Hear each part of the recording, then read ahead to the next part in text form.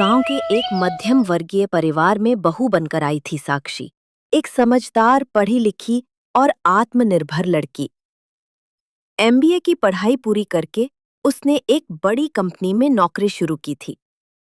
शादी के कुछ ही हफ्तों बाद वो अपने नए घर अपने ससुराल में आई। वहां थे सास शांता देवी, ससुर हरिराम जी, ननद नीला, देवर मुकुल और पति आदित्य। साक्षी को लगा था कि उसके सपने और उसके नए परिवार का प्यार साथ साथ चलेंगे, लेकिन जैसे जैसे दिन बीते, हकीकत उसके बिल्कुल उलट थी। पहले ही दिन से सास में ताना मार दिया। इतनी पढ़ाई लिखाई क्या सिर्फ बाहर के काम के लिए थी? घर का काम भी कोई चीज होती है? साक्षी मुस्कुराकर बोली, माँ जी, घर का काम भी मैं सीख लूंगी, बस थोड़ा समय दीजिए। पर शांता देवी के मन में पहले से ही ये बात बैठी थी कि नौकरी करने वाली लड़कियां घर तोड़ती हैं। हरिराम जी ने भी एक दिन कहा, हमारे खानदान की कोई औरत कभी बाहर नौकरी पर नहीं गई। बहू को घर संभालना चाहिए, न कि बाहर की दुनिया। साक्षी समझ रही थी कि ये बदलाव उनके लिए नया है, लेकिन वो उम्मीद कर रही थी कि धीरे धीरे सब उसे समझेंगे।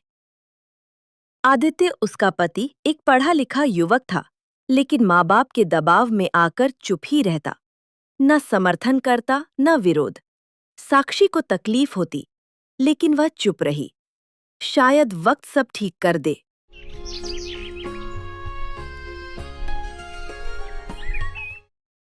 एक दिन साक्षी ने जब कहा कि उसे ऑफिस ज्वाइन करना है, तो पूरा घर जैसे जल उठा।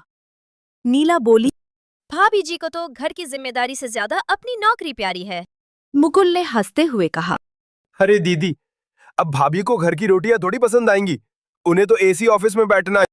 साक्षी चुप थी, लेकिन उसके अंदर बहुत कुछ चल रहा था। उसने रात को आदित्य से बात करने की कोशिश की। आदि, तुम्हें लगता है कि मैं गलत कर रही हूँ? मैं तो सिर्फ अपने सपनों को भी साथ लेकर चलना चाहती हूँ। मैं घर छोड़कर नहीं जा रही, बस खुद को खोना नहीं चाहती। आदित्य ने गहरी सांस ली। मैं जानता हूँ साक्षी, पर माँ पापा को नाराज नहीं कर सकता। ये सुनकर साक्षी की आंखें भर आईं। वो जानती थी कि अगर उसने अब भी चुप्पी साध ली, तो सारी जिंदगी उसे अपने ही अस्तित्व के लिए लड़ना पड़ेगा। अगले दिन साक्षी ने सुबह का सारा काम किया, नाश्ता बनाया, सबको परोसा और फिर ऑफिस के लिए तैयार होने लगी। शांता देवी चिल्लाईं, कहाँ जा रही हो? किससे पूछकर जा रही हो? साक्षी पहली बार बिना झुके बोली, माँ जी, मैंने आप सबका मान रखा है, पर मेरा भी एक सपना है, एक पहचान है। मैं घर को तोड़ने नहीं, बनाने आई हूँ। लेकिन अगर मेरी नौकरी से घर टूटता है तो फिर घर के मायने ही क्या हैं? सब एकदम चुप हो गए। हरिराम जी ने कठोर आवाज में कहा, अगर तुम यही करना चाहती हो तो इस घर में तुम्हारे लिए कोई जगह नहीं। साक्षी ने अपनी आंसू छुपाए और धीरे से कहा, ठीक है पापा जी, अगर अपने पैरों पे खड़ा होना इस घर को बर्दाश्त नहीं तो शायद मैं कहीं और जाकर खड़ी हो जाऊं, लेकिन झुकूंगी नहीं। वो ऑफिस चली गई। उस दिन उसके कदम भारी थे, लेकिन आत्मा मजबूत। एक हफ्ता बीता। घर में सब गुस्से में थे, पर धीरे धीरे उन्हें साक्षी की कमी महसूस होने लगी। नाश्ता समय पर नहीं बनता, नीला को कॉलेज के लिए देर हो जाती, मुकुल को कपड़े नहीं मिलते, आदित्य अकेला सा हो गया।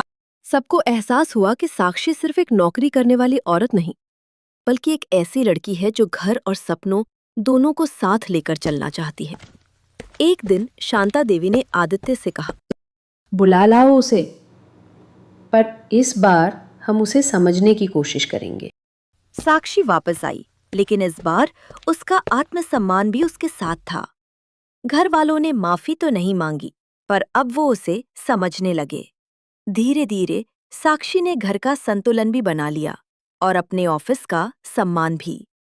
अब हर रविवार साक्षी की सास उसके साथ बैठकर नया रेसिपी सीखती है। नीला उससे कॉलेज प्रोजेक्ट्स के लिए मदद लेती है। मुकुल उसे सुपर वुमन भाभी कहता है और आदित्य अब वो हर दिन कहता है, तुम मेरी गर्व हो साक्षी।